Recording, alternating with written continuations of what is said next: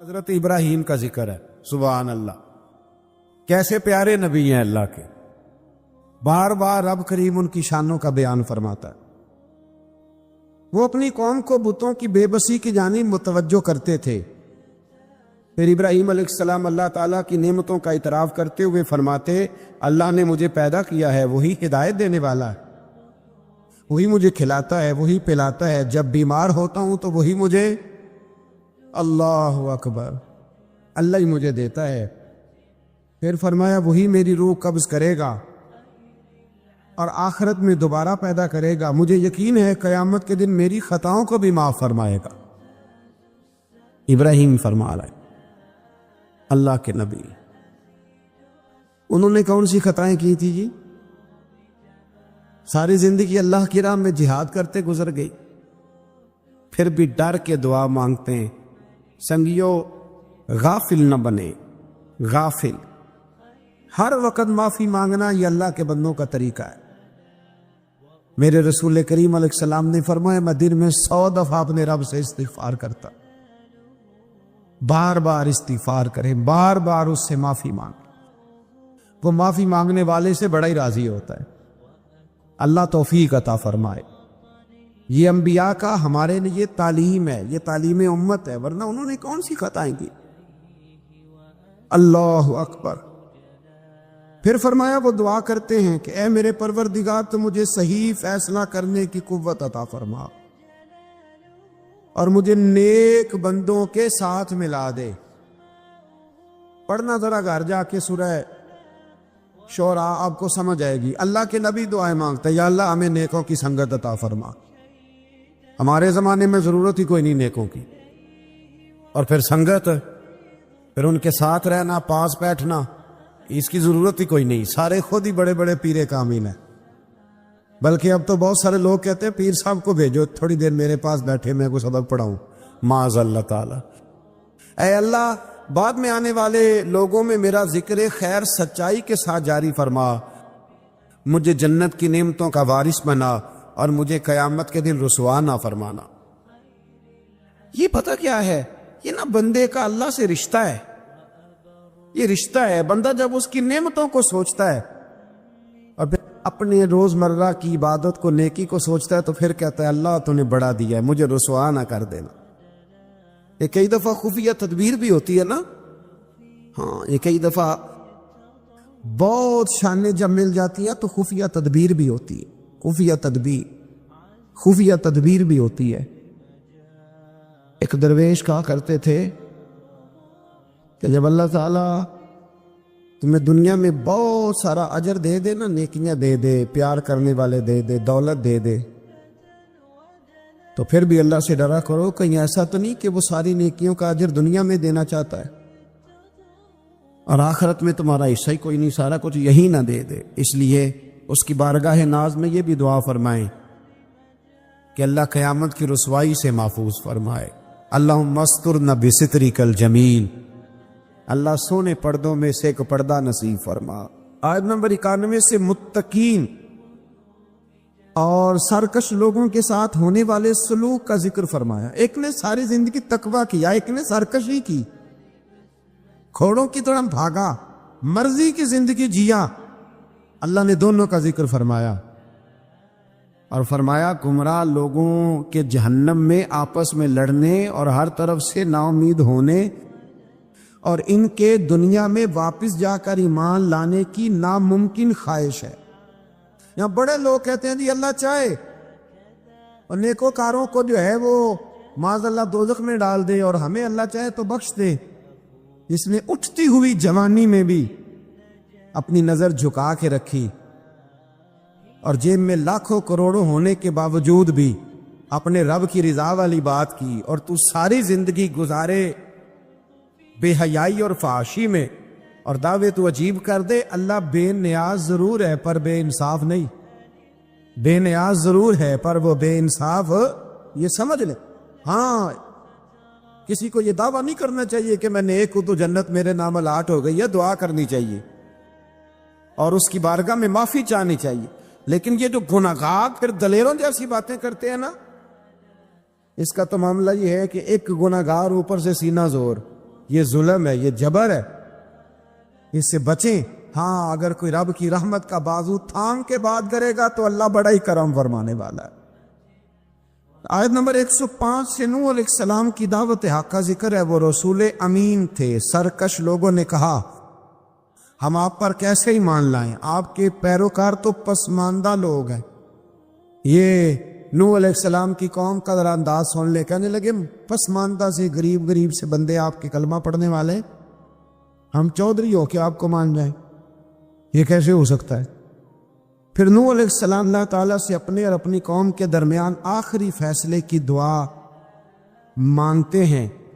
اللہ تعالیٰ ان کو اور ان کے پیروکار مومنوں کو کشتی کے ذریعے نجات عطا فرماتا ہے اور سرکش قوم طوفان میں ڈوب جاتی۔ آیت نمبر 124 سے حضرت ہود علیہ السلام اور ان کی قوم عاد کا ذکر ہے۔ اللہ تعالیٰ نے اس قوم پر نعمتوں کی فراوانی کی، چوپایوں، اولاد اور نہری باغات کی صورت میں فرمائی۔ انہوں نے مضبوط مکانات اور بلند مقامات پر عشرت گاہیں تعمیر کر لی۔ آج کل بھی فارم ہاؤس نہیں بن جاتے جلدی سے، فارم ہاؤس بن جاتے۔ بالآخر نبی کی تقزیم کی بنا پر اللہ نے اس قوم کو بھی ہلاک کر دیا۔ پھر آیت نمبر 141 سے حضرت صالح علیہ السلام اور ان کی قوم سمود کی نافرمانیوں کا ذکر ہے۔ ان پر اللہ تعالیٰ نے نعمتوں کی فراوانی فرما رکھی تھی، میٹھے چشمے، باغات، زرخیز زمین کی کثرت، پہاڑوں کو تراش کر مکان بناتے تھے، لیکن جب انہوں نے ناقۃ اللہ یعنی اللہ کی اونٹنی کی بے حرمتی کی تو ان پر عذاب نازل ہوا۔ تو جب ناقۃ اللہ کی بے ادبی کرے، اللہ کی اونٹنی کی، اس پر عذاب نازل ہوتا ہے، تو جو رسول اللہ کی بے ادبی کرے اور جو اولیاء اللہ کی معاذ اللہ بے ادبی کرے، اس کا کیا حال ہوگا؟ اللہ تعالیٰ ہدایت کا رستہ نصیب فرمائے۔ آیت نمبر 160 سے لوط علیہ السلام اور ان کی قوم کا ذکر ہے۔ اس قوم کی بدعمالیوں کا ذکر ہے کہ وہ حلال بیویوں کو چھوڑ کر غیر فطری طریقے سے اپنی جنسی خواہش پوری کرتے، گناہ کے اڈے آباد کرتے۔ لوط علیہ السلام کی بیوی بھی ان کے ہم خیال تھی۔ بالآخر اللہ تعالیٰ نے اس قوم کو بھی تباہ و برباد کیا۔ پھر شعیب علیہ السلام اور ان کی قوم کا ذکر ہے۔ یہ لوگ اصحاب الایکہ کہلاتے تھے۔ یہ لوگ لین دین کے وقت ناپ تول میں ڈنڈی مارتے۔ ان کی سرکشی کا یہ عالم تھا کہ نبی سے کہتے اگر آپ سچے ہیں تو ہم پر آسمان کیوں نہیں پھٹ پڑتا۔ پھر اس قوم پر بھی عذاب نازل ہوا اور وہ تباہ و برباد کر دیے گئے۔ لوط علیہ السلام کی بیوی بھی ساتھ رہتی تھی لیکن کافروں کی ہم خیال تھی، اور نوح علیہ السلام کا بیٹا بھی اور ان کے گھر والے بھی کچھ اسی طرح کے تھے۔ ایک بات ذہن میں رکھیں، دو بھائی اکٹھے رہتے ہیں، دونوں نے اپنی اپنی قبر میں جانا ہے۔ کسی گھر کا ایک فرد اگر غلط ہوگا تو اس سے مراد وہ پورا خاندان نہیں ہوگا۔ اس لیے قرآن مجید نے کہا ہے کہ کوئی قیامت میں ایک دوسرے کا بوجھ نہیں اٹھائے گا، سارے اپنا اپنا ہی اٹھائیں گے۔ آیت نمبر 192 میں بتایا کہ قرآن اللہ کا کلام ہے جسے واضح عربی زبان میں جبریل امین نے محمد الرسول اللہ صلی اللہ علیہ وسلم کے قلب پاک پر نازل کیا۔ قرآن کے لفظ نزل علی قلبک، محبوب ہم نے آپ کے دل پر اسے نازل فرمایا۔ یہ بڑی کمال کی بات ہے، محبوب ہم نے آپ کے یعنی کلام اللہ کا اور حضور کے، یعنی محبوب اور محب کی جو باتیں ہوتی ہیں نا، وہ اگر جملوں میں بھی ہوں تو جا کے ٹکراتی سیدھی دل کے ساتھ ہے۔ ان آیات میں یہ بھی بتایا کہ جن قوموں کا نام و نشان مٹا دیا گیا، اللہ تعالیٰ نے اتمام حجت کے لیے ان کے پاس رسول بھیجے۔ وہ کہے نہ کہ کوئی ڈرانے والا نہیں آیا۔ قرآن مجید کا مطالعہ کرنے والوں کے لیے غور و فکر کا مقام ہے کہ جن بدعمالیوں کے سبب پچھلی امتوں کا نام و نشان مٹا دیا گیا، آج وہ ساری خرابیاں اس امت میں بھی جمع ہو چکی ہیں۔ وہ سارے گناہ لوط علیہ السلام کی قوم جو کام کرتی تھی وہ آج یہاں نہیں ہو رہا، وہ یہاں نہیں ہو رہا۔ اللہ تبارک و تعالیٰ معاف فرمائے۔ لوگ سمجھتے ہیں کہ شاید رب کریم مسجدوں میں تو دیکھتا ہے، معاذ اللہ تو ہوٹلوں کے بند کمروں میں وہ نہیں دیکھتا۔ اور ہماری خوابگاہوں میں اور فارم ہاؤس میں اور وہ دور دراز دیہاتوں میں جو ہم نے کوٹھیاں تعمیر کی ہیں، اس کے اندر جو ہم گل غبارے کرتے ہیں تو انہیں نہیں دیکھتا وہ سارے کام جو لوط علیہ السلام کی قوم کرتی تھی، جو نوح علیہ السلام کی قوم کرتی تھی، وہی مذاق جو حضرت نوح کی قوم کرتی تھی نا، کہ یہ چند ماڑے ماڑے لوگ آپ کے ساتھ ہیں۔ بہت سارے میں نے وڈیروں کو آج علماء اور مشائخ کا اس طرح مذاق اڑاتے دیکھا ہے، یہ 4 بندے چھوٹے چھوٹے آپ کے ساتھ ہیں۔ بھائی نہیں وہی جملہ جو نوح کی قوم کہا کرتی تھی، لیکن پھر بچے تو وہی ماڑے ماڑے نا، پھر بچے نا وہ ماڑے ماڑے گئے تو کدھر گئے وہ اونچی کلگیوں والے؟ انسان جب بات کرتا ہے تو بغیر سوچے سمجھے کرتا ہے۔ لوط علیہ السلام کی قوم کی خرابیاں، پھر حضرت نوح کی قوم کی خرابیاں، پھر حضرت شعیب کی قوم اگر ناپ تول میں ڈنڈی مارتی تھی تو آج کیا کچھ نہیں ہوتا، دوائیوں تک میں ملاوٹ ہوتی۔ بس ایک ہی بات ہے، چہرے اس لیے نہیں بدلتے کہ اس زمین پر گنبد خضرا موجود ہے، رسول اللہ صلی اللہ علیہ وسلم کا ساتھ موجود ہے۔ بس اللہ تعالی ہمیں رسول پاک کی نسبت کاملہ عطا فرمائے۔ آیت نمبر 218 میں فرمایا کہ اے رسول مکرم صلی اللہ علیہ وسلم، اللہ تعالیٰ عبادت کے وقت آپ کے قیام اور عبادت گزاروں کے درمیان آپ کے سجدوں کو دیکھ رہا ہوتا ہے۔ محبوب تیرے سجدے مجھے بڑے ہی پیارے ہیں۔ جب تو صفوں کے بیچ نمازیں پڑھتا ہے نا تو میں وہاں تجھے دیکھتا رہتا۔ جب انسان سجدہ کرتا ہے تو رب بڑا ہی راضی ہوتا ہے۔ اس لیے حضور نے فرمایا جب تم ایک سجدہ کرتے ہو تو اللہ کی بارگاہ میں تمہارا ایک درجہ بلند کر دیا جاتا ہے۔ جتنے دن باقی رہ گئے ہیں نا، اللہ تعالی ہمیں کثرت سے سجدے کرنے کی توفیق عطا فرمائے۔ رمضان کے دن نہیں کہہ رہا، زندگی کے دن کہہ رہا ہوں، اتنی زندگی باقی ہے، اللہ تعالیٰ کثرت سے سجدے کرنے کی۔ حضرت ابو فاطمہ رضی اللہ تعالیٰ عنہ فرماتے ہیں کہ حضور نے مجھ سے فرمایا تھا، ابو فاطمہ جنت میں مجھ سے ملنا چاہتے ہو؟ میں نے کہا حضور ہاں۔ فرمایا پھر سجدے زیادہ کر کے آنا، سجدوں کی دولت تمہارے پاس زیادہ ہونی چاہیے۔ پھر آگے شروع ہوتی ہے سورہ نمل۔ نمل کہتے ہیں چیونٹی کو، یہ چیونٹی کے نام پر اللہ نے سورت رکھ دی۔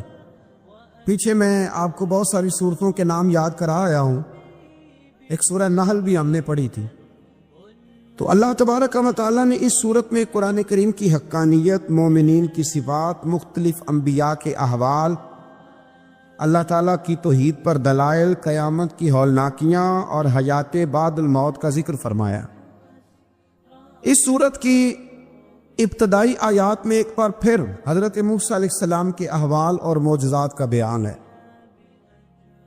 آیت نمبر 16 سے سلیمان علیہ السلام کا ذکر ہے۔ وہ داؤد علیہ السلام کے وارث تھے، بیٹے تھے، اور انہیں پرندوں کی بولیاں سکھائی گئیں۔ جنات اور انسانوں کے لشکر کا ایک فوجی ڈسپلن کے ساتھ ان کے پاس حاضر رہتے تھے۔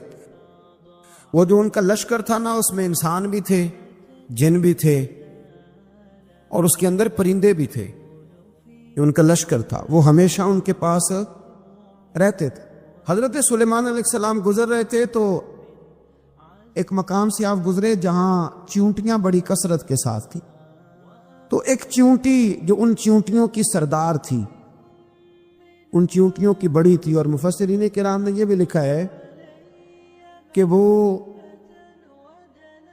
تھی بھی ایک آنکھ اس کی کوئی نہیں تھی، ایک ٹانگ اس کی کوئی نہیں تھی، لیکن اس حال میں بھی وہ چیونٹی جو تھی وہ چیونٹیوں کی قیادت کر رہی تھی۔ تو حضرت سیدنا سلیمان علیہ السلام کا لشکر جب وہاں سے گزرا تو وہ کہنے لگی یا ایھا النمل ادخلوا مساکنکم، کہنے لگی چیونٹیوں اپنے بلوں میں گھس جاؤ، کہیں ایسا نہ ہو کہ سلیمان علیہ السلام کا لشکر پے دہانی میں، سلیمان کا لشکر توجہ نہ کرے اور تمہیں پاؤں کے نیچے مسل دے، لہذا اس طرح کرو کہ تم اپنے اپنے بلوں میں گھس جاؤ۔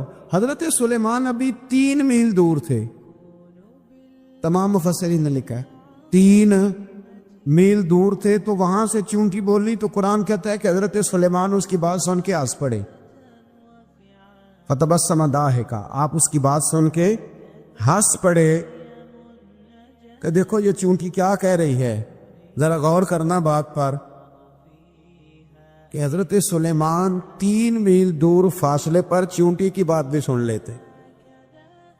مولوی نے قرآن کی آیت پکی یاد کر لی، انا بشر مثلکم، کہتا ہے حضور نے کہا میں تمہاری طرح کا بشر ہوں، نبی ہماری طرح ہوتے ہیں جی، تو وہ تو 3 میل دور چونٹی کی آواز سن لیتے تھے، اس کے کان میں چونٹی رکھو بلا، اسے کہو کہ بتا بلا کیا کہتی ہے، کچھ بتائے گا، پھر دوڑ لگا دے گا شاید، کان میں رکھو اس کو، کہو بتا چونٹی کیا کہتی۔ اور اگر یہ لفظ نہ ہوتے قرآن کے کہ جب انہوں نے سنا تو ہنس پڑے، یہ جملے نہ ہوتے تو شاید اس کو بھی نہ مانتے، لیکن حضرت سلیمان نے سنی چونٹی کی بات، اور اب اگلی بات کہنے لگا ہوں، بڑے خوبصورت لفظ لکھے ہیں مفسرین نے، فرماتے ہیں دیکھو ایک چونٹی نے ایک جملہ بول کے، ایک چونٹی نے ایک جملہ بول کے اپنے قبیلے کی خیر خواہی کی، تو رب نے اس کا جملہ بھی قرآن میں بیان فرما دیا۔ تو جو ساری زندگی لوگوں کو جملے بول بول کے کہے رب رسول کی طرف آ جاؤ، تو اللہ قیامت میں اس کی بات کو قائم نہیں فرمائے گا۔ جو بھی کسی کی خیر خواہی کرے وہ ایک جملہ بول کے کرے، اور ہو بھی چونٹی، تو اگر اللہ اس کا ذکر قرآن میں باقی رکھتا ہے تو میں اور آپ اگر کسی کی خیر خواہی کریں گے تو انشاءاللہ ذکر باقی رہے گا۔ شرط یہ ہے کہ کریں خیر خواہی، خیر خواہی کرو، کسی کی ایک جملہ بول کے بھی کرو، چونٹی بھی ہو تو اللہ قرآن میں ذکر باقی فرما دیتا ہے۔ تو اللہ تبارک و تعالیٰ نے اس بات کا ذکر قرآن مجید میں فرمایا، اس پر کئی کچھ لکھا ہے۔ اسی طرح سے ایک بات اور لکھی ہے ہمارے مفسرین نے کہ حضرت سلیمان ایک دن اسی طرح نکلے، قحط پڑ گیا تھا، بارش نہیں ہوتی تھی، تو حضرت سلیمان باہر میدان میں نکلے دعا کرنے کے لیے، خشک سالی تھی، تو جب آپ گئے تو ایک چونٹی اپنے پر پھیلا کے دعا مانگ رہی تھی، تو رب کریم نے فرمایا سلیمان آپ واپس چلے جائیں، بارش آ جائے گی پر آئے گی چونٹی کی دعا پہ۔ تو حضرت سلیمان نے عرض کی مولا میں بھی تو اتنا لشکر لے کے آیا ہوں نا، تو چلو ہمیں بھی دعا کر لینے دے، تو چونٹی کی دعا پہ برسا دینا پر دعا کر لینے دے۔ فرمایا نہیں آپ واپس جائیں، دعا نہ مانگے۔ یا اللہ کیوں؟ فرمایا چونٹی کا دل ٹوٹ جائے گا، وہ تو کہے گی کہ یہ سلیمان کی لشکر دعا پہ پھر بارش آئی ہے، تو آپ نہ کریں تاکہ اس کے دل میں یہ بات رہے کہ نہیں میرے رب نے میری دعا پہ بارش فرمائی۔ آپ جائیں، آج بارش آئے گی پر آئے گی چونٹی کی دعا پہ۔ تو جو چونٹی بارش کی دعا کرے قوم کے لیے، اللہ اگر اس کا ذکر قائم رکھتا ہے، تو جو اپنی قوم کے لیے ہدایت کی دعا کرے، اور کبھی کبھی گردن جھکا کے دیکھا کرو کہ دل میں رسول اللہ کی امت کا درد کتنا، اگر کہیں حضور کی امت کا درد ہے تو پھر انشاءاللہ ذکر قیامت تک باقی رہے گا، پھر انشاءاللہ قیامت تک آنے والی نسلیں بھی آپ کا ذکر کرے گی اگر حضور کی امت کا درد سینے میں موجود ہے۔ اسی طرح سے پھر حضرت سلیمان کے لشکر میں نا ایک ہدہد نامی پرندہ بھی تھا، لشکر کا کارکن تھا، پرندہ ہدہد غائب تھا، تو حضرت سلیمان کہنے لگے کدھر گیا وہ ہدہد، نظر نہ آج آیا، سخت سزا دوں گا، یہاں تو کوئی اچھی خبر لائے گا، کیونکہ وہ ہدہد پرندہ جاتا تھا تو خبریں لا کے دیتا تھا، ورنہ سزا دوں گا۔ اتنی دیر میں ہدہد بھی آ گیا۔ تو یہ پرندے جو کارکن ہوتے ہیں بڑے سیانے ہوتے ہیں، کبھی بندہ ناراض ہو تو صحیح خبریں لے آتے، تو صحیح خبر لے کے آ گیا، آتے ہی آ کے بیٹھا، تو اس نے حضرت سلیمان علیہ السلام نے کہا کہاں تھے؟ عرض کرنے لگا حضور میں ملک سبا گیا تھا، وہاں ایک عورت حکمرانی کرتی ہے، اس کا نام بلقیس ہے، بہت بڑے تخت پہ بیٹھتی ہے، 80 گز اس کا تخت لمبا ہے، 40 گز چوڑا ہے، اور شاید 80 من کے 80 ٹن اس کا وزن ہے۔ تو حضور وہ سورج کو پوچھتے ہیں، حضرت سلیمان نے فوراً خط لکھا، فرمایا جا کے اسے میرا خط دے دو کہ یا تو کلمہ پڑھ کے ہماری فرما بردار بن جائے، ورنہ تیار ہو جائے، جو اللہ کے غیر کو پوچھتے ہیں ہم ان کے خلاف جنگ کریں گے۔ وہ جب لے کے گئے نا خط، یہ حدود گیا، تو وہ میٹنگ کر رہی تھی، اس کے وزیر مشیر سارے بیٹھے تھے، اس نے جا کے خط پھینک دیا ملکہ بلقیس کی جھولی میں. اس نے خط پڑھا تو ڈر گئی, وزیروں کو بلایا. حضرت سلیمان, قرآن کہتا ہے حضرت سلیمان نے کہا تھا خط پھینک کے نا تو سائڈ پہ ہو کے سننا وہ کیا کہتے ہیں. بندوں کے لیے منع ہے, پرندوں کے لیے جائز ہے. بندوں کے لیے منع ہے سائڈ پہ ہو کے سننا. ہاں جس کی جاسوسی کی ڈیوٹی ہو, کفر کی جاسوسی, اس بندے کے لیے بھی جائز ہے. تو یہاں ایک تو وہ پرندے تھے, دوسرا کفر کی جاسوسی کر رہے تھے. سائڈ پہ ہو کے سننے لگے تو ملکہ بلقیس کہنے لگی اب کیا کرنا ہے, یہ خط آیا ہے. تو وہ کہنے لگے ہم تیار ہیں, آپ حکم کریں, ہم لڑنے کو تیار ہیں, لڑیں گے. وہ کہنے لگی نہیں تیزی نہ دکھاؤ. قرآن مجید کہتا ہے کہ وہ کہنے لگی جب لڑائیاں ہوتی ہیں تو شہر تباہ ہوتے ہیں, ملک کھنڈر بن جاتے ہیں. لڑائی مسئلے کا حل نہیں ہے. انہوں نے کہا کہ میں نبی ہوں, تو ایک دفعہ آزما لیتے ہیں کہ نبی ہیں کہ نہیں. معاذ اللہ, آزما لیتے ہو. کہا کیسے؟ کہنے لگی تحفے تحائف بیچتے ہیں, اگر مال پر دل للچا گیا تو پھر نبی نہیں بادشاہ ہے, اور اگر مال پر دل للچایا نہ تو پھر اللہ کے کامل بندے. یہ فرق اس نے اس وقت بیان کیا. اس نے 500 کنیزیں, 500 غلام, بڑے شاندار لباس پہنا کے, 500 گھوڑا بڑا تگڑا, اس کے اوپر مال و اسباب رکھ کے تیاری کرا کے حضرت سلیمان کی طرف بھیجا. ہدہد پہلے سے خبر لے کے آ گیا. حضور اس نے یہ پروگرام بنایا ہے. وہ جب آیا سارا کچھ تو حضرت سلیمان دیکھ کے جلال میں آ گئے. فرمانے لگے اسے جا کے کہہ دو تو مجھے کیا تحفے بھیجے گی, میرے رب نے مجھے مالا مال فرمایا ہوا ہے, انہیں مالا مال کیا میرے مالک نے. جا اسے جا کے کہہ تو کیا تحفے دے گی. جب رب دیتا ہے تو پھر کوئی کمی نہ وہ نہیں چھوڑتا. بندے کیا دے سکتے ہیں, بندے تو بیچارے 10 دے کے تو 10 دن ان کی آنکھیں نہیں کھلتی. فرمایا مجھے اللہ نے جو دیا ہے کیا بات ہے اس کے دینے کی. حضرت خواجہ حسن بصری رضی اللہ تعالیٰ عنہ, یہ حضرت علی کے شاگرد ہیں, مولا علی شیر خدا کے شاگرد ہیں. اور ایک روایت ایسی بھی ملتی ہے کہ بچپن تھا ان کا تو نبی پاک کے گھر چلے جاتے تھے. تابعی ہے, بہت چھوٹے تھے جب حضور کا وصال ہوا, صحابہ کے شاگرد ہیں. ایک دفعہ حضرت ام سلمہ کہتی ہیں کہ نبی پاک صلی اللہ علیہ وسلم کا بچا ہوا پانی پڑا تھا تو وہ بھی حضرت حسن بصری اٹھا کے پی گئے. یعنی حضور علیہ السلام کا جھوٹا پینے کا بھی اللہ نے انہیں, لعاب دہن شدہ پینے کا بھی بڑے صاحب بصیرت تھے. ایک بہت مالدار 30 سال کا نوجوان آ گیا, عبد الواحد زید.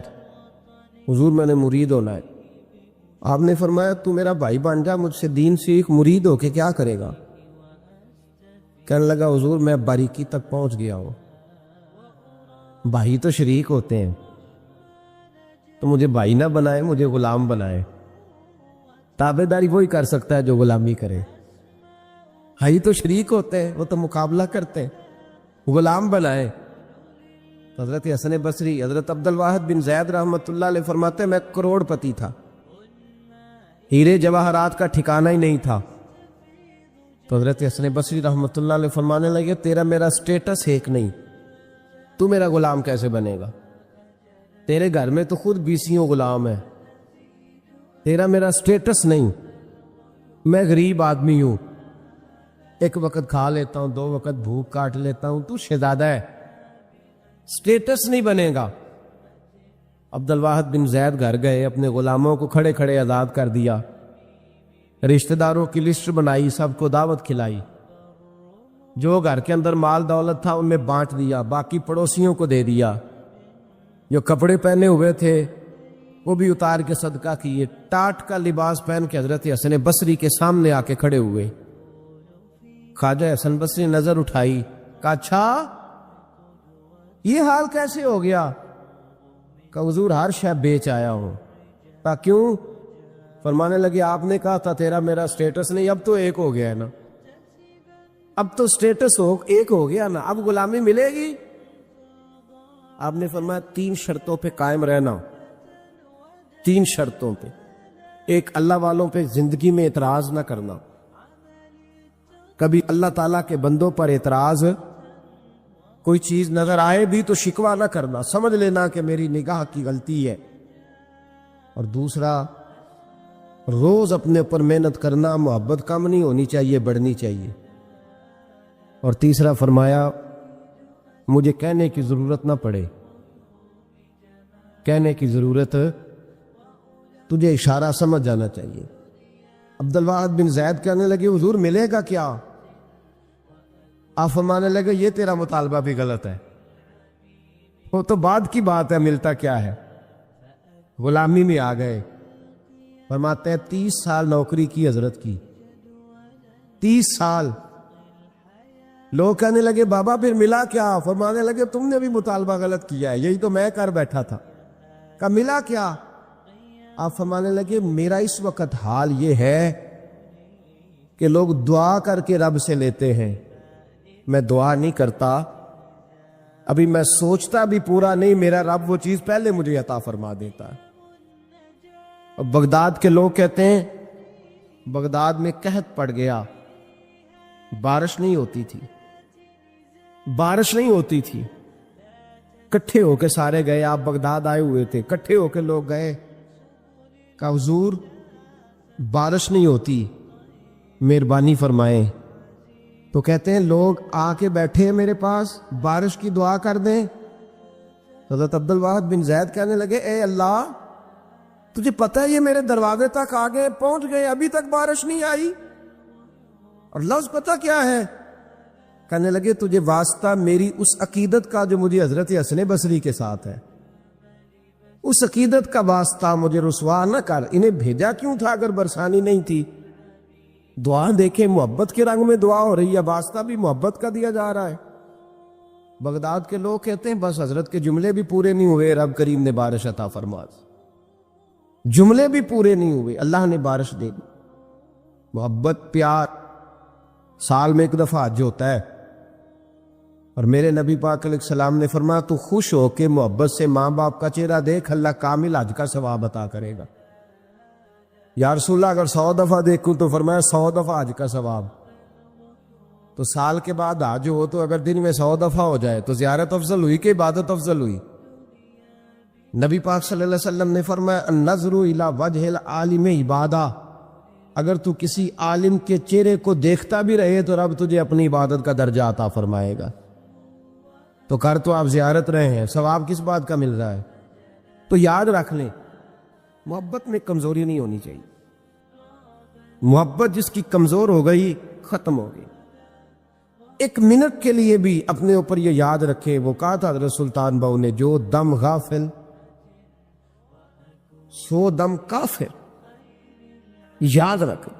عقیدتوں میں جب لچک آتی ہے نا، جب کمزوری پیدا ہونے لگتی ہے، کمزوری، پھر رشتے سہاروں کے محتاج ہونے لگ جاتے ہیں، پھر رشتے سہاروں کے محتاج ہوتے ہیں، پھر گفتگو کے محتاج ہوتے ہیں، سمجھانے کے محتاج ہوتے ہیں، پھر توجہ دلانے کے۔ اور جب رشتے سہاروں کے محتاج ہوتے ہیں تو پھر رشتے بے ساکھیوں والے ہو جاتے ہیں، اور لنگڑے ہو جاتے ہیں، پھر ان کا حسن ضائع ہو جاتا۔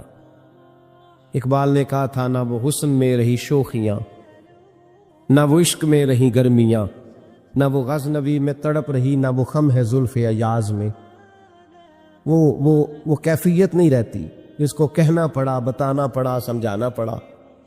اس نے تو بیساکھی مانگی ہے، بیساکھیاں نہ مانگیں، اپنی محبت کو دوام دیں، روز نئے سے نیا زاویہ۔ کسی نے حضرت ابو بکر صدیق رضی اللہ تعالیٰ عنہ کے بارے میں بڑا خوبصورت جملہ لکھا ہے، انہوں نے لکھا ہے قریب رہنے والے کی محبت کم ہوتی ہے۔ یار کتنا بندہ قریب رہ سکتا ہے، حد ہوتی ہے نا۔ کہنے لگے یہ عجیب شخص ہے، ہمیں عجیب نسخہ بتا گیا ہے۔ کہتے ہیں قریب رہنے سے محبت کم نہیں ہوتی، بلکہ محبت تو تب بڑھتی ہے کہ بندہ قبر میں بھی ساتھ اکٹھا ہو جائے، وہ جاتی دفعہ مزار کا بھی ساتھ لے کر اپنے اوپر رب رسول کی محبت کا رنگ چڑھائے، اور اس رنگ پہ مضبوطی ڈالے۔ اور کچا رنگ للاری والا جڑا چڑھدا لیندا رہندا، عشق تیرے دا رنگ محمد چڑھ جائے پھر نہیں لیندا، کام سارے ہی ہو جاتے ہیں۔ لیکن جو محبت ہے نا، ہمارے سلاسل طریقت میں 3 چیزیں ضروری ہیں، ایک محبت، دوسری عقیدت، تیسرا ادب۔ یہ تین چیزیں جتنی جتنی پختہ ہوتی جاتی ہیں، فیض کے دروازے اتنی زیادہ کھلتے جاتے ہیں۔ فیض کس کو کہتے ہیں یہ بھی سن لیں۔ فیض کا مطلب یہ ہوتا ہے کہ میری طرف میرے پیر کی کتنی توجہ ہے، خدا کی کتنی توجہ ہے، اور محمد مصطفیٰ کی کتنی توجہ ہے صلی اللہ علیہ۔ میں کس قدر توجہ کرا پایا ہوں، ان کا کرم میری جانب کتنا ہے، محبت والے پہ توجہ کتنی ہے، محبت والے پہ۔ تمام صحابہ کو میرے نبی پاک صلی اللہ علیہ وسلم نے فرمایا میرا ابو بکر اس طرح ہے کہ میں ابو بکر میں سے ہوں، ابو بکر مجھ سے ہے۔ عمر کو دیکھ کے شیطان رستہ بدل جاتا ہے، عثمان سے فرشتے حیا کرتے ہیں، جس کا میں مولا اس کے علی بھی مولا۔ فضیلت بیان کی، ان تمام صحابہ نے عمل کیے ہیں، بدر میں گئے، احد میں گئے، خندق میں گئے، حنین میں گئے، ان کے اعمال ہیں۔ حضرت اویس کرنی رضی اللہ تعالیٰ عنہ کا کوئی اس طرح کا عمل نہیں، نہ تبلیغ میں، نہ جہاد میں، نہ کسی اور جگہ، مجبوری بڑی تھی۔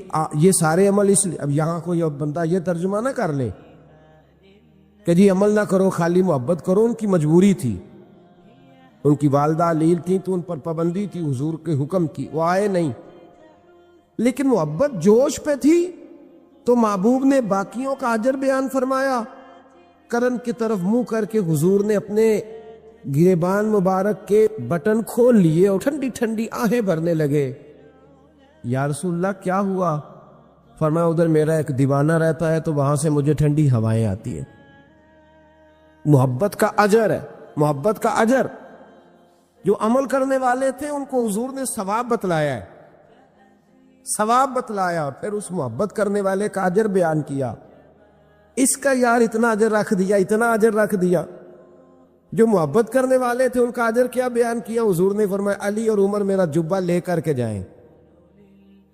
حضرت عبد الرحمن ابن عوف جیسے لوگ جو عشرہ مبشرہ میں سے ہیں، وہ منتیں کر رہے ہیں کہ حضور کا کرتا مل جائے، کرتا۔ یہاں لوگ بھاگ رہے ہیں کہ نبی پاک صلی اللہ علیہ وسلم کے وضو کے بچے ہوئے پانی کا تھوڑا سا حصہ مل جائے۔ ایک منہ مبارک کے لیے صحابہ تڑپ رہے ہیں کہ ایک بال مبارک، منہ مبارک نصیب ہو جائے، اور وہ جو محبت کرتے ہیں اور دور رہتے ہیں ان کو میرے مصطفیٰ نے فرمایا میرا جبہ لے جاؤ۔ اور ڈیوٹی کس کی لگائی؟ فرمایا علی جائے اور عمر جائے، دے کے آئے۔ خشک لوگ زندگی گزارنے لگے ہیں، محبت کا سوتا ہی خشک ہو گیا ہے۔ موٹا موٹا سا عمل، موٹی موٹی سی بات کرو۔ تمام صوفیاء نے اپنی زندگی لگائی اس کام پہ دی ہے۔ وہ کہتے ہیں تیری عبادت ناقص ہو کے بعض اوقات واپس لوٹ آتی ہے، ضائع ہو جاتی ہے۔ محبت ناقص نہیں ہوا کرتی۔ محبت میں تو کوئی گناہگار بھی ہو جائے تو میرے رسول فرماتے ہیں غلطی ہو گئی تو کیا ہوا، خدا سے بھی پیار کرتا ہے، محمد مصطفیٰ سے بھی پیار کرتا ہے۔ محبوب تو دیکھیے نا، صحابی ہیں حضور سے پیار کرنے والے، شراب پی بیٹھے، بخاری مسلم پڑھیے، شراب پی لی، خود در رسول پہ آئے، یا رسول اللہ غلطی ہو گئی معاف کر دے۔ کیا ہوا؟ شراب پی لی ہے، بھول گیا تھا، بچپن سے پیتا آ رہا تھا۔ حضور نے فرمایا منہ سونگو۔ سونگا تو کہا حضور بدبو تو آ رہی ہے شراب کی۔ فرمایا باہر لے جاؤ، کوڑے مارو۔ صحابہ کہتے کوڑے لگ رہے تھے اور اندر نبی پاک بے چینی کے عالم میں ٹہل رہے تھے، بے چینی کے عالم۔ ایک صحابی نے کہا حضور اس ملعون کے لیے معاذ اللہ، اس کے لیے آپ، اس نے شراب پی اس کے لیے بے چین ہے۔ حضور نے فرمایا چپ کر جا، غلطی ہو گئی تو کیا ہوا، خدا سے بھی پیار کرتا ہے، محمد مصطفیٰ سے بھی پیار کرتا ہے۔ تیری محبت توجہ کرائے گی نبی پاک کی تیری طرف۔ جو محبت، عقیدت، ادب، وفا، جذبہ، حسن، تازگی، روحانیت، یہ سارے ایک معنی کے سارے الفاظ ہیں، ان کا مفہوم ایک نکلتا ہے۔ اگر زندگی محبت سے خالی ہو گئی تو اقبال نے کہا بجھی عشق کی آگ اندھیر ہے، اب یہ مسلمان نہیں، یہ خاک کا ڈھیر ہے۔ اقبال کہتے ہیں اب تو ڈھیر ہے، کسی وقت بھی کوئی ہوا آئے گی تجھے اڑا کے لے جائے گی، تیرے اندر طاقت اور وزن اتنی دیر رہے گا جتنی دیر رسول اللہ کا پیار تیرے دل میں زندہ رہے گا، جتنی دیر محبت تیرے دل میں، ہمارے صوفیاء نے پیار ہی تو سکھایا ہے، ہمارے صوفیاء نے محبت ہی تو سکھائی ہے، ہمارے اہل اللہ نے پیار ہی تو سکھایا ہے۔ اتنا پیار کہ حضرت امیر خسرو رو ہی پڑے، اور حضرت خواجہ نظام الدین رحمت اللہ علیہ سے کہنے لگے محبوبہ جنت میں تو پتہ نہیں کب جانا ہے، کس وقت کے بعد جانا ہے، میرا نہیں گزارا، تو اپنے رب سے دعا کر کہ مجھے اتنی گنجائش مل جائے کہ میں قبر میں بھی آپ کے ساتھ ہی دفن ہو جاؤں۔ پتہ نہیں کب قبریں کھلیں گی، کب دوبارہ رشتہ قائم ہوگا وہ والا۔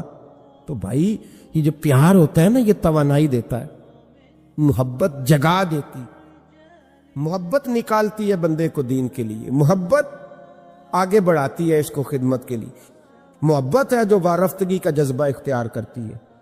کہ جو لوگ کہتے ہیں نا کوئی حرج نہیں، اب ایک نیا رٹا نکل آیا، کہتے ہیں ساڈا ماں پیو ہی ساڈا پیر ہے۔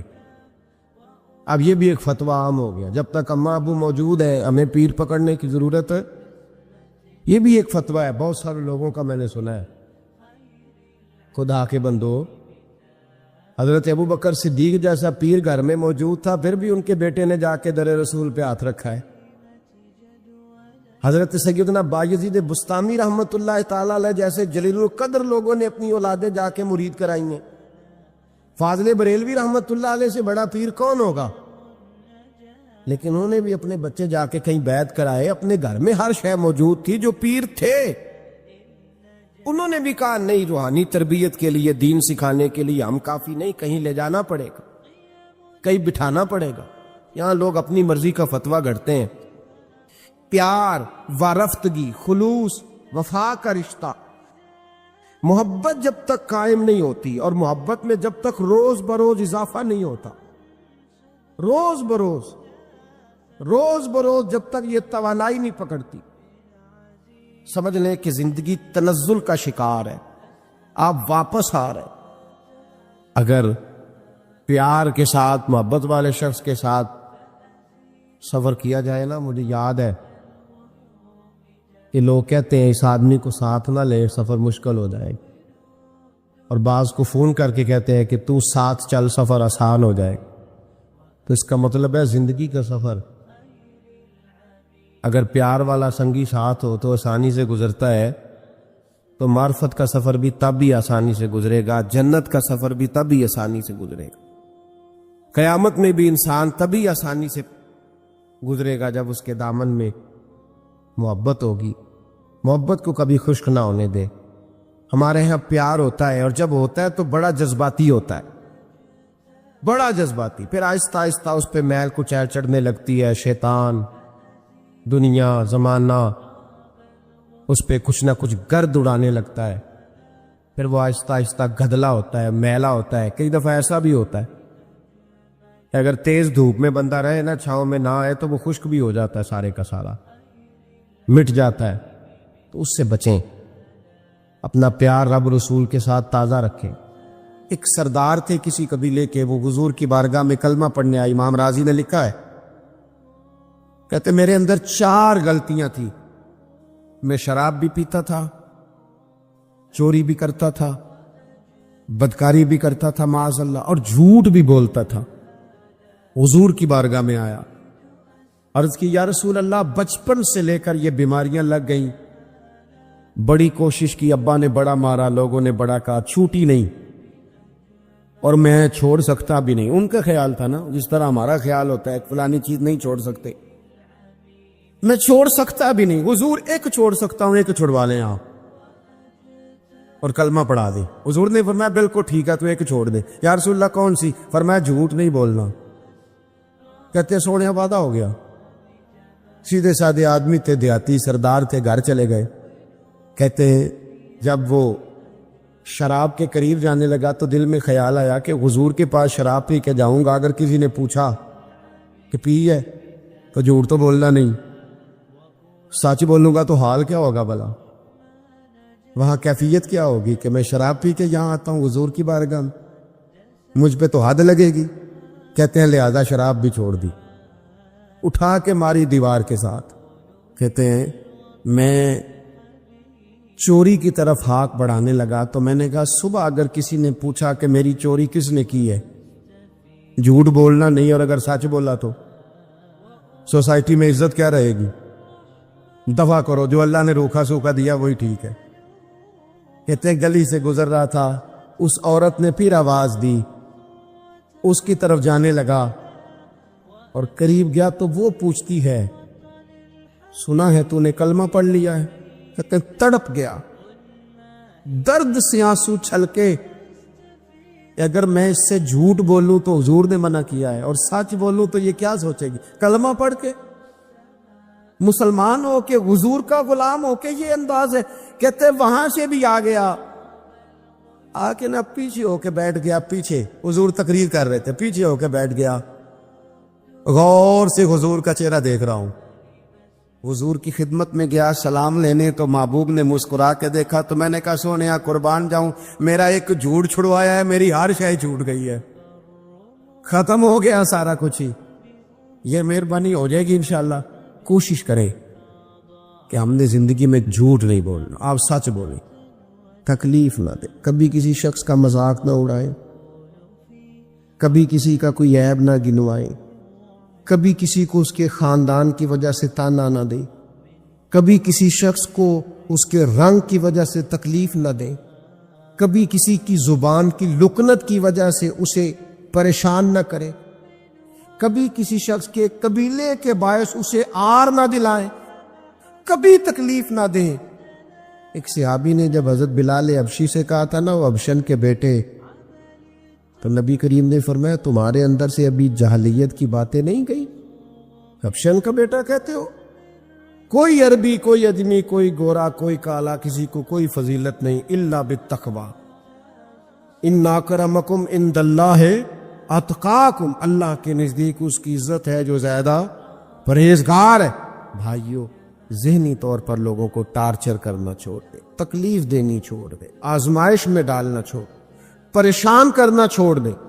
ہم اس طرح کا رویہ کرتے ہیں بعض اوقات کہ جو انتہائی خوفناک ہوتا ہے، کربناک ہوتا ہے، دردناک ہوتا ہے۔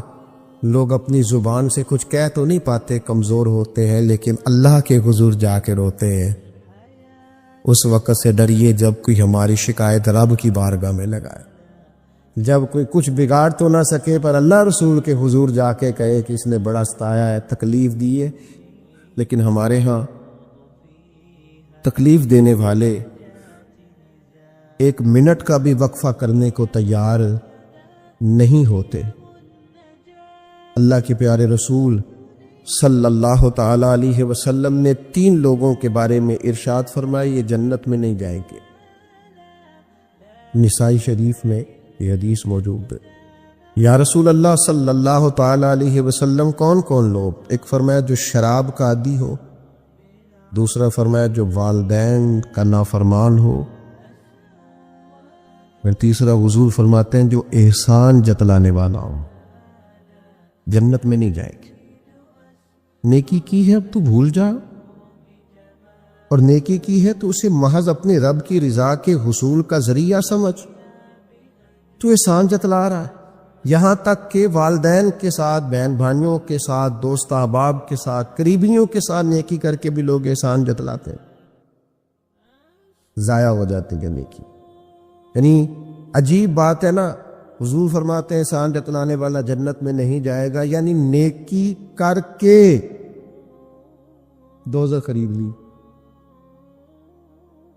احسان کر کے، خرچ کر کے اپنے لیے جہنم کٹھی کر لی۔ کیوں؟ احسان جتلایا، اس نے بتلایا ہے۔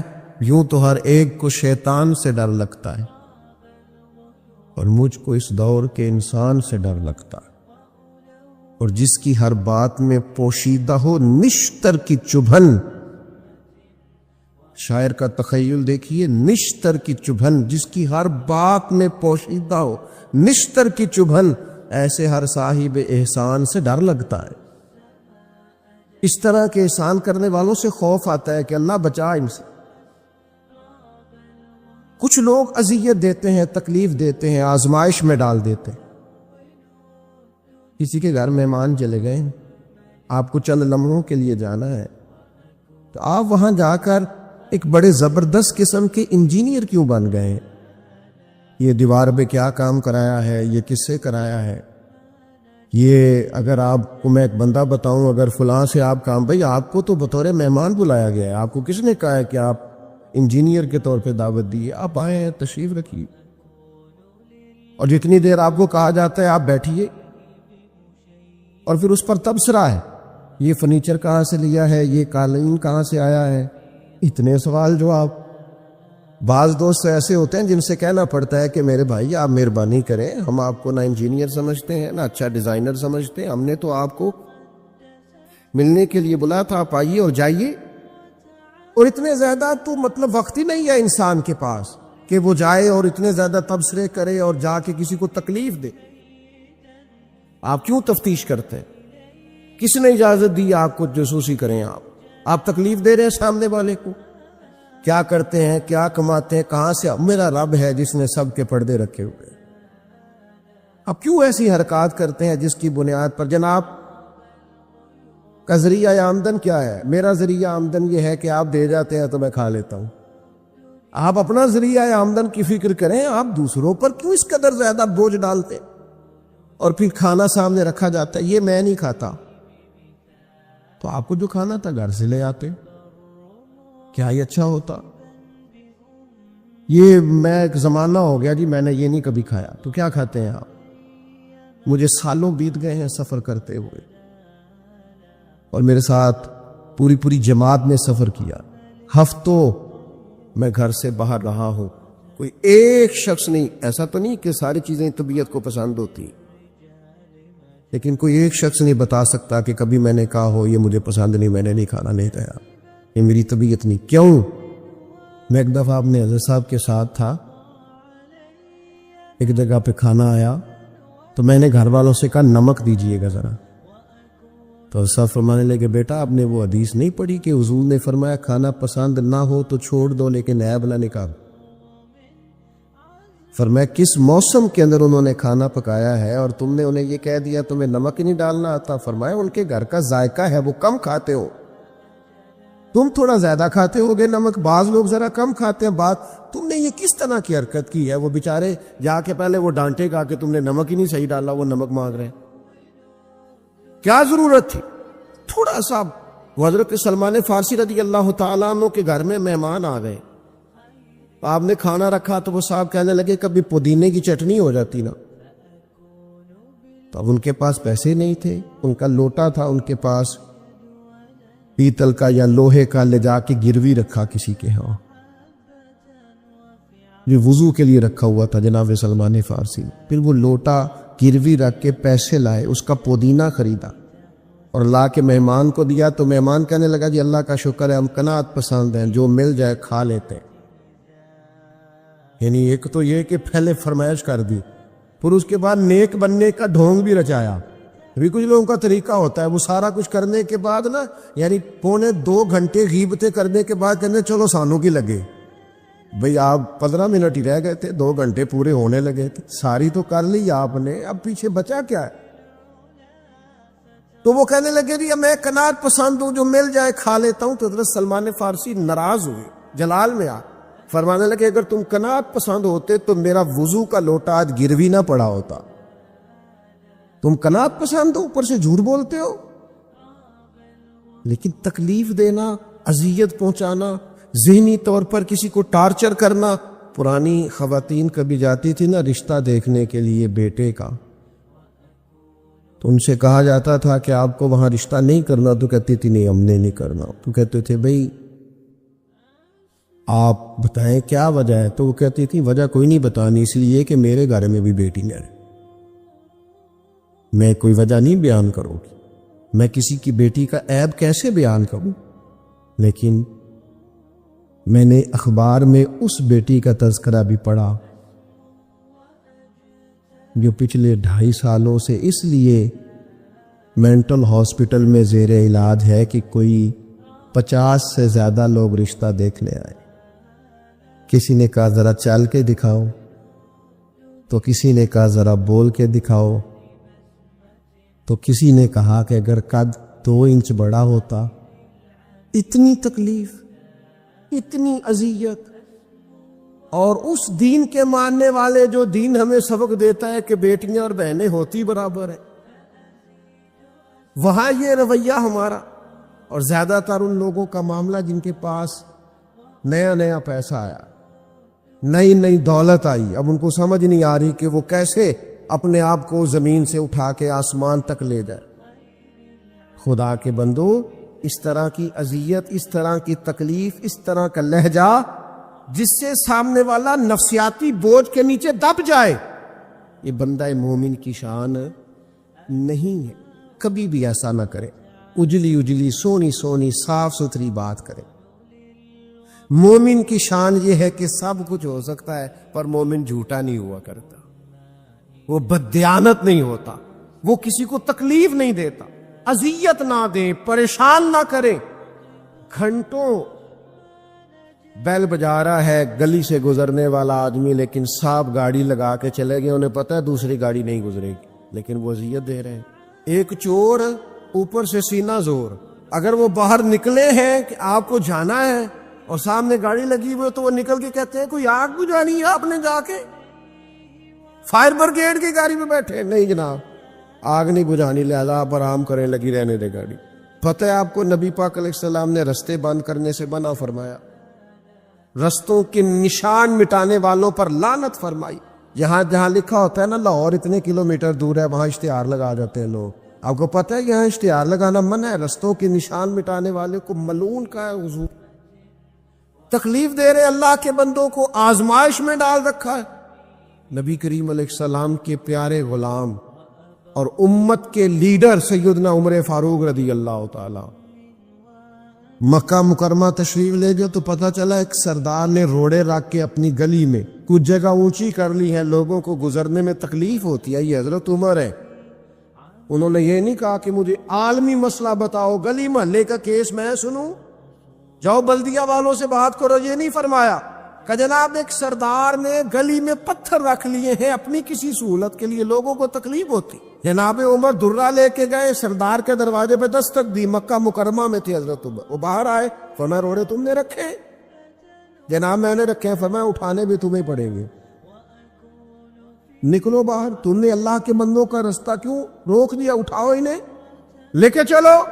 یہاں تو عجیب حالت ہو گئی ہے، آپ کسی کو کہہ کے دیکھیں، اس نے ایک موٹر سائیکل گزارنی ہوتی ہے صرف، لیکن سارے آنے جانے والوں کا رستہ اس نے تھڑی بنا کے روک دیا، اسے کیا لگے؟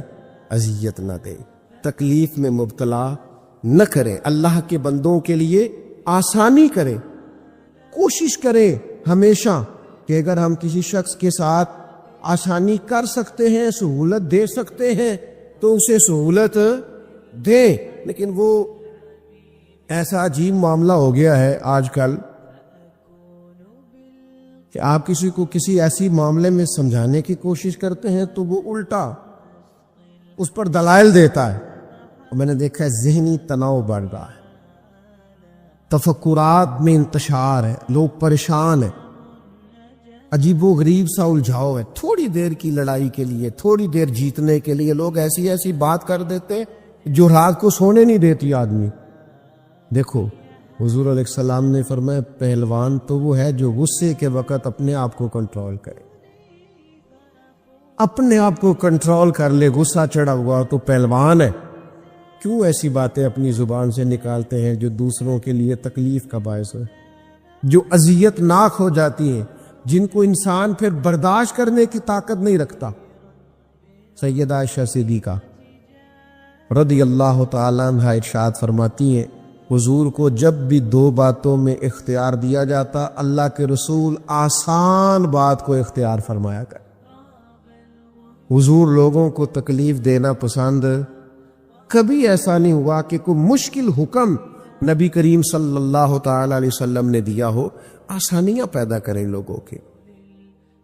کوشش کریں ہمارا وجود کسی کے لیے بوجھ نہ بنے، ہماری طبیعت کسی کے لیے تکلیف کا باعث نہ بنے، ہمارے لب و لہجے سے، ہمارے اٹھنے بیٹھنے سے کسی شخص کو کسی قسم کی کسی تکلیف کا سامنا نہ کرنا پڑے۔ بے ضرر زندگی خوبصورت زندگی ہوتی، بے ضرر، میں نے پہلے بھی کہا تھا پھر کہتا ہوں،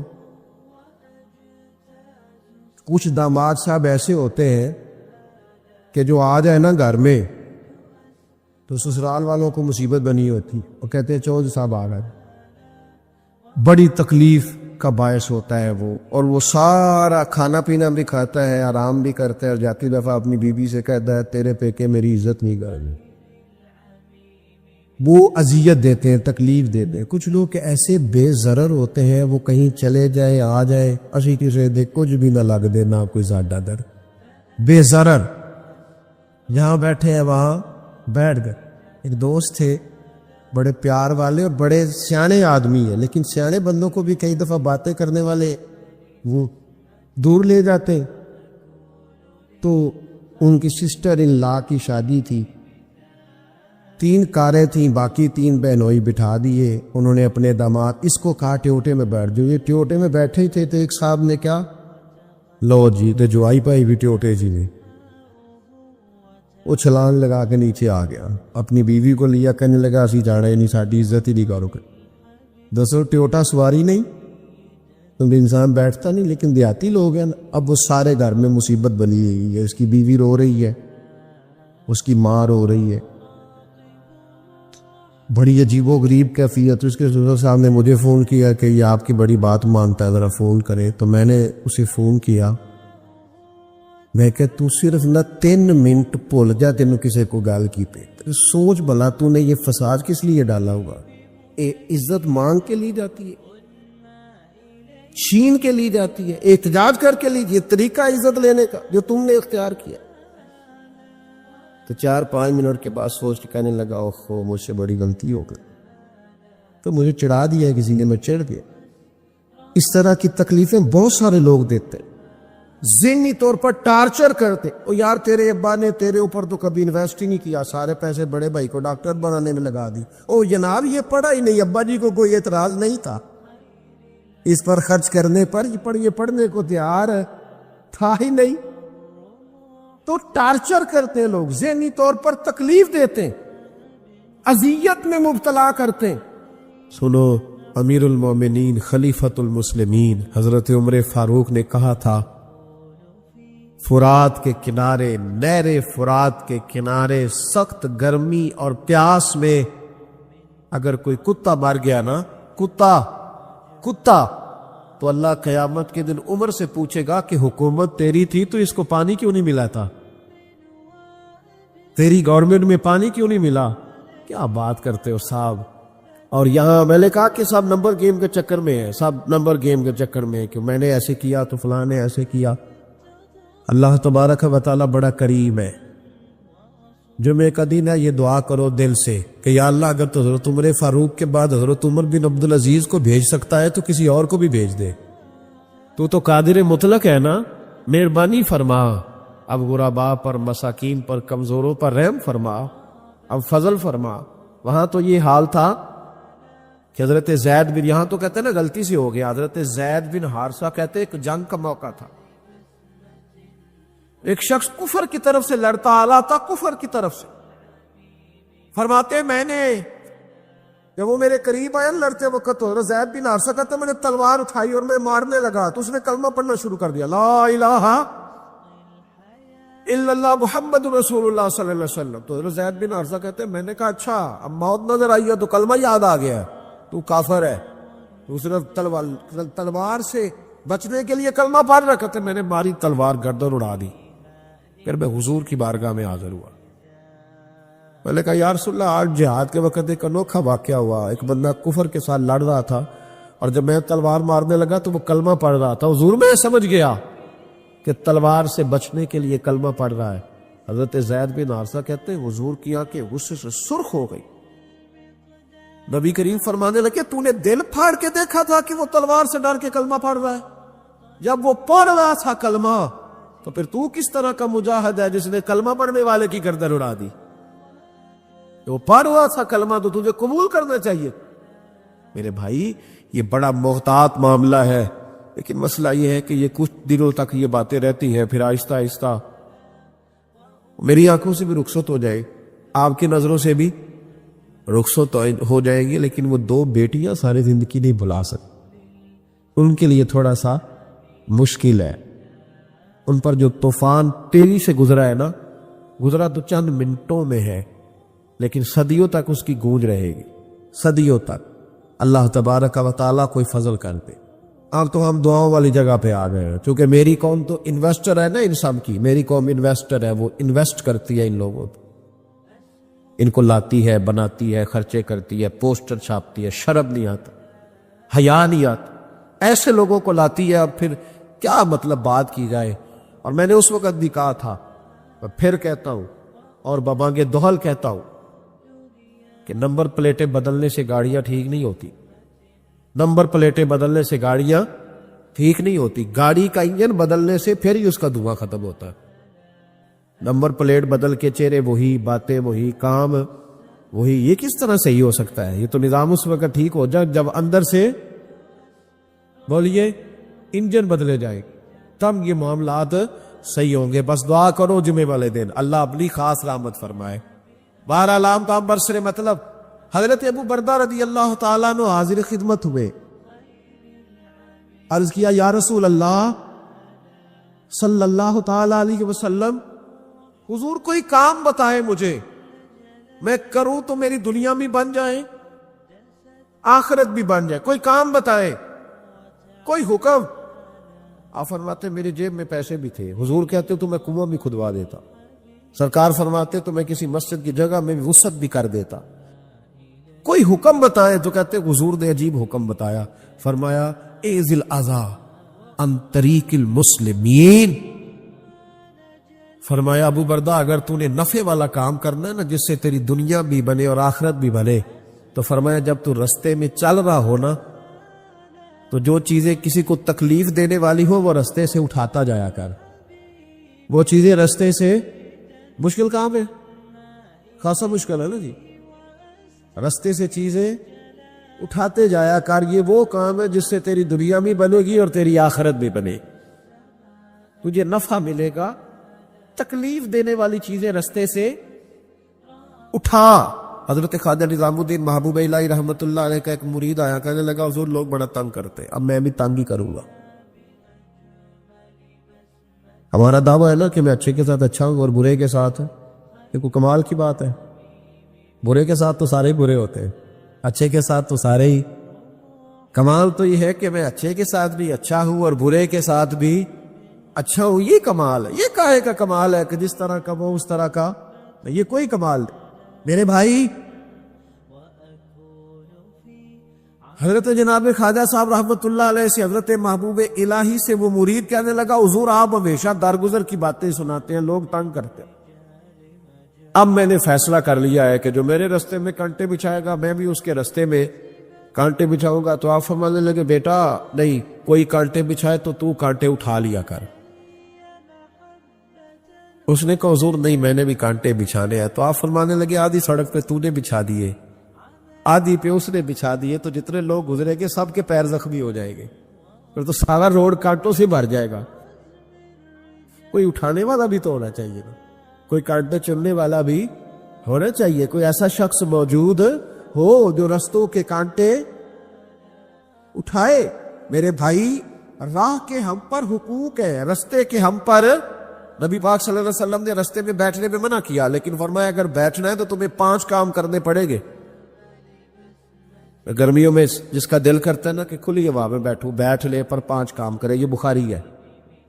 جس کا دل کرتا ہے نا سردیوں میں گلی میں بیٹھوں، دھوپ لوں، تو پھر وہ کتنے کام کرے گا؟ بولیے یا رسول اللہ صلی اللہ تعالی علیہ وسلم کیا کیا کرے تو رستے میں بیٹھنے کی اجازت ہے؟ تو نبی پاک صلی اللہ علیہ وسلم نے فرمایا رستے کا حق ادا کرو، 5 کام کرو۔ یا رسول اللہ کون کون سے؟ فرمایا اگر رستے میں بیٹھنا ہے تو نظریں نیچی کر کے بیٹھو، اس کو بھی اس کو بھی، آنے والے کو بھی اور جانے والوں کو بھی دیکھنے کی تمہیں اجازت۔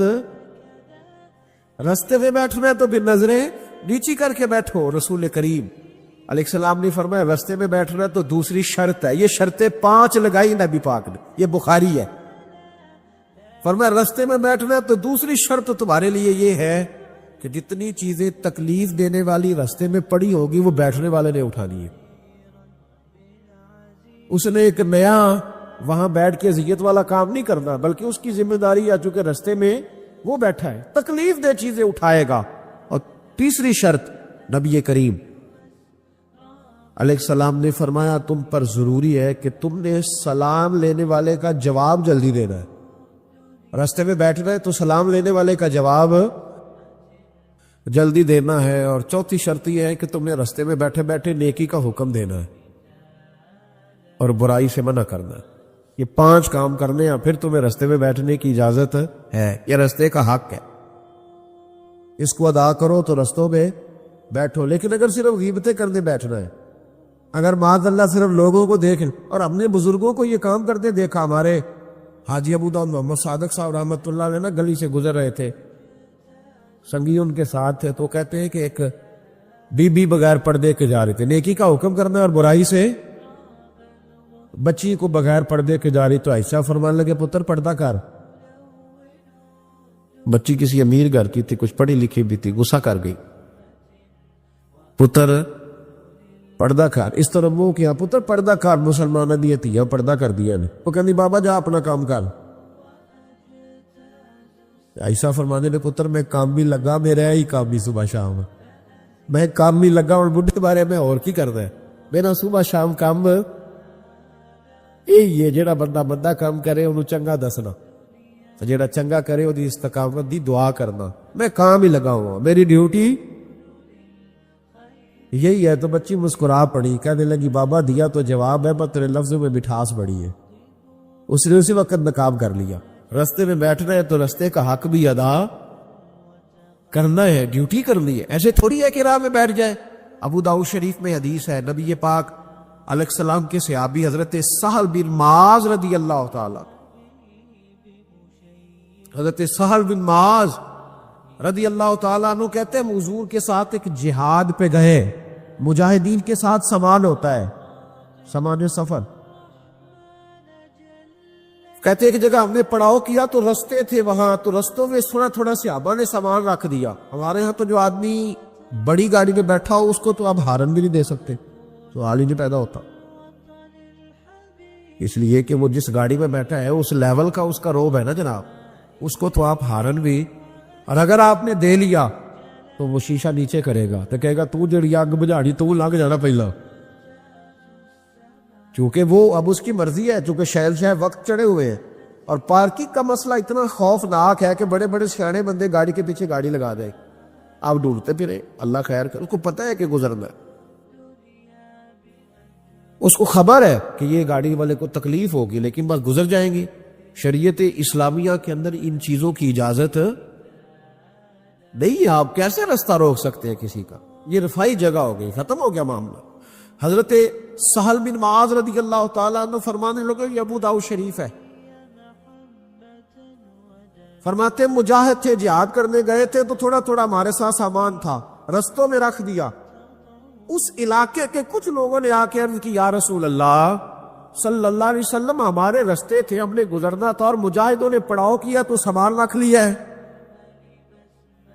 نبی کریم علیہ السلام نے ایک شخص کی ڈیوٹی لگائی، ابو داؤد شریف پڑھ رہا ہوں، اس کو یاد رکھنا، حضور نے ڈیوٹی لگائی، فرمایا جاؤ جا کے اعلان کر دو کہ جس شخص نے کسی کا رستہ روکا ہے اس کا کوئی جہاد نہیں،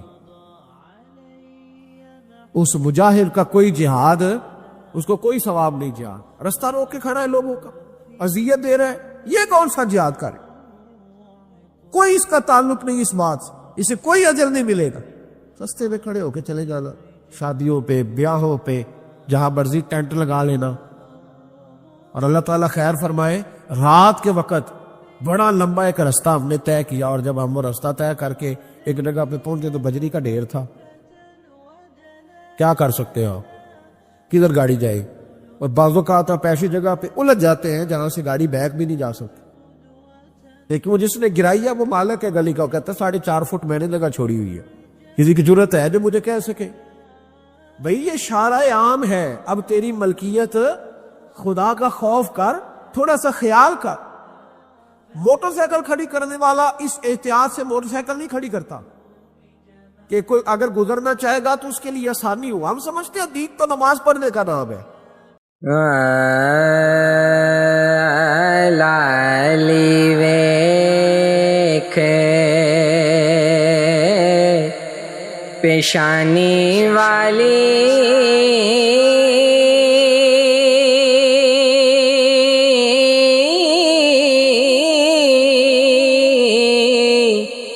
दाग लगे गुल लाले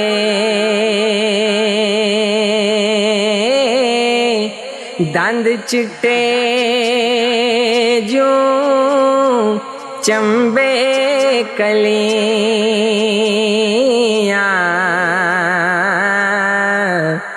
मोती करे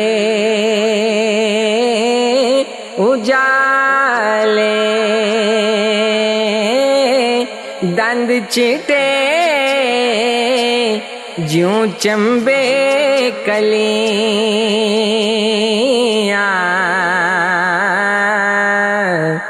मोती करे उजाले साहिब हुसैन जमाले गनेदा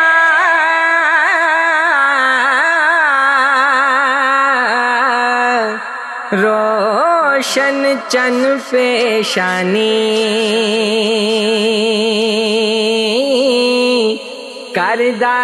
करदारात हनेरी ताई वांग शमा नूरानी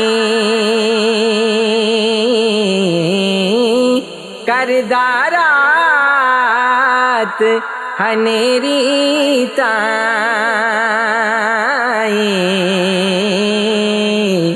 वांग शमा नूरानी जे लख सिफते जुबानों आखा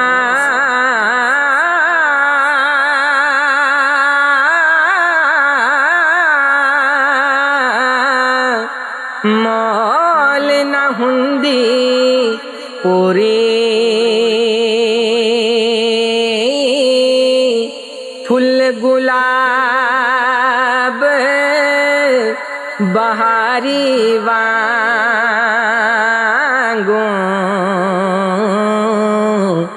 दो रुख सारे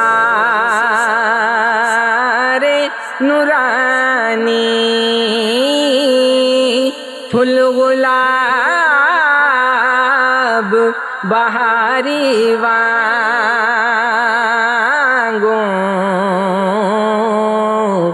दो रुख सारे नूरानी कद मुबारक आहा में आना ना लम्मा ना छोटा नाजुक बदने रंगीला जुस्सा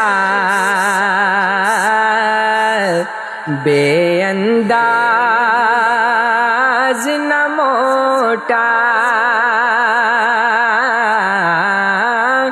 नाजुक बदने रंगीला जुस्सा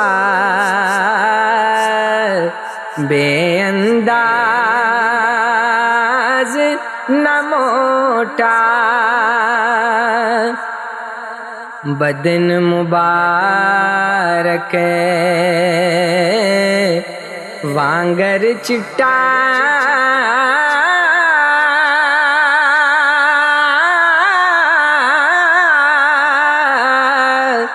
ज्यों कर खालस चांदी एक दूजे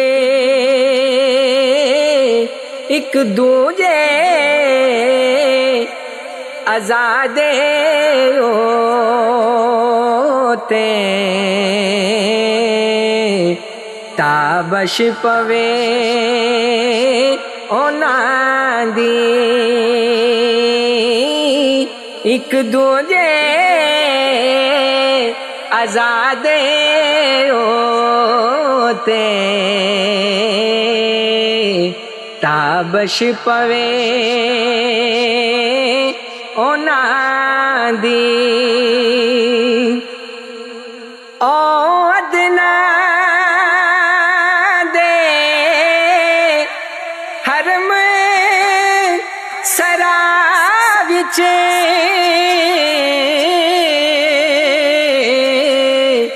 جو محرم سن پیارے کعبہ کوسین انہاں نوں دی سے وحدت تیر اولارے کعبہ کوسین انہاں نوں دی سے وحدت تیر اولارے